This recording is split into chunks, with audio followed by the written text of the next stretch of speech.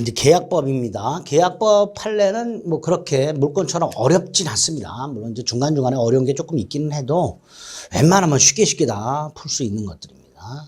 내용 자체가 그렇게 어렵지 않고 상황 자체가 그렇게 어렵지 않습니다. 자, 총론. 자, 약관 규제에 관한 판례가 몇 개 있는데요. 약관이라는 것은 명칭을 불문하고 계약 당사자 일방이 다수의 상대방과 계약을 체결할 목적으로 미리 마련한 계약의 내용이 되고요. 그 약관이 계약 내용에 포함이 되려면 작성자가 명설명해야 되죠. 다만 모든 약관 조항을 다 명시 설명할 필요는 없고요. 명시 설명 의무가 면제되는 약관이 있죠. 그게 뭐예요? 법령에 동일한 약관 내용이 있다. 국가가 만들어 놓은 법이 있잖아요. 그 법에 있는 내용을 약관에 그대로 부연하고 있거나 반복하고 있는 조항은 굳이 명설명의무를 이행할 필요가 없게 됩니다. 따라서 계약에 적용되는 국가가 만들어 놓은 법령과 동일한 약관 내용은 아무리 중요하더라도 사업자 즉 작성자가 보험회사 생각하시면 돼요. 설명 의무가 면제된다 이렇게 되겠죠. 두 번째, 명설명을 해야 계약 내용이 된다 그랬잖아요. 당사자 간에 다퉈요. 명설명 했네 안 했네 라고 다퉈요. 보험회사는 이렇게 주장하겠죠. 분명히 명설명 했습니다. 그죠?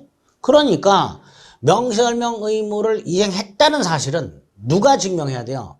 그 약관이 계약령에 포함됐다 라고 주장하는 자가. 보험회사가 저는 보험계약할 때 분명히 보험계약자에게 이 약관 조항을 명설명했고요. 따라서 이 약관은 보험계약 내용이 됐습니다 라고 주장하는 자가 명설명 의무를 이행했음을 증명해야 되겠죠. 자, 2번 약관을 통해서 계약을 하게 되면요. 당사자는 약관을 지켜야 되고요. 그 약관을 지켜야 되는 걸 약관의 구속력이라고 합니다. 이때 왜 지켜야 되는가가 구속력의 근거고요. 당사자가 합의했기 때문입니다. 약관 자체가 법규범이기 때문이 아니라 당사자가 그 약관을 계약 내용에 포함시켜서 우리 약관을 지키자라고 합의했기 때문입니다. 그래서 2번 X. 3번 약관의 해석 원칙 중에 하나가 뭐가 있었어요? 불명확할 때는 작성자에게 불리하게 고객에 유리하게 해석해야 되죠. 작성자 불이익 해석의 원칙이 있죠. 옳은 지문이죠. 뭐 요 정도. 자, 그다음에 이제 계약의 성립권에서 특히 이 계약 당사자가 누구냐 이거 판례 잘 나오는데요. 4번 같은 경우는 이런 경우야. 을과 병이 매매 계약을 합니다.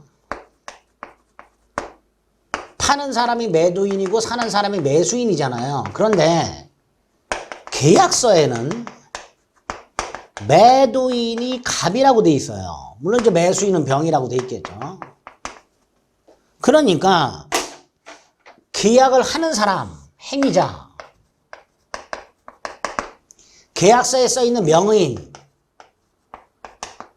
이게 다르단 말이에요. 이렇게 행위자와 명의인이 다를 때 누구를 매도인으로 볼 것이냐, 누구를 행위자를 매도인으로 볼 것이냐 또는 명의인을 매도인으로 볼 것이냐를 먼저 확정을 해야 되죠. 결정을 해야 돼요. 왜냐하면 행위자가 매도인이라면 을은 갑의 이름을 도용한 게 되고요. 만약에 명의인이 매도인이라면 을은 대리인인지 여부가 문제가 되는 거죠. 그죠? 그러니까 행위자냐 명의냐를 먼저 결정을 해야 된단 말이죠. 자, 어떻게 결정하느냐?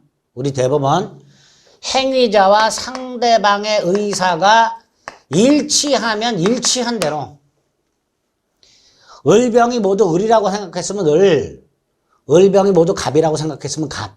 이렇게 일치하면 일치한 대로. 반면에 일치하면 일치한 대로 일치하지 않으면 상대방 입장에서 병이 누구를 계약 당사자로 이해했는가 가지고 계약 당사자를 확정하게 됩니다. 그럼 4번 행위자와 명의자 중 누가 계약 당사자인가? 행위자와 상대방의 의사가 일치하지 않으면 상대방 관점에서 결정해라 이렇게 되겠죠. 그대로 기억하셔야 돼요.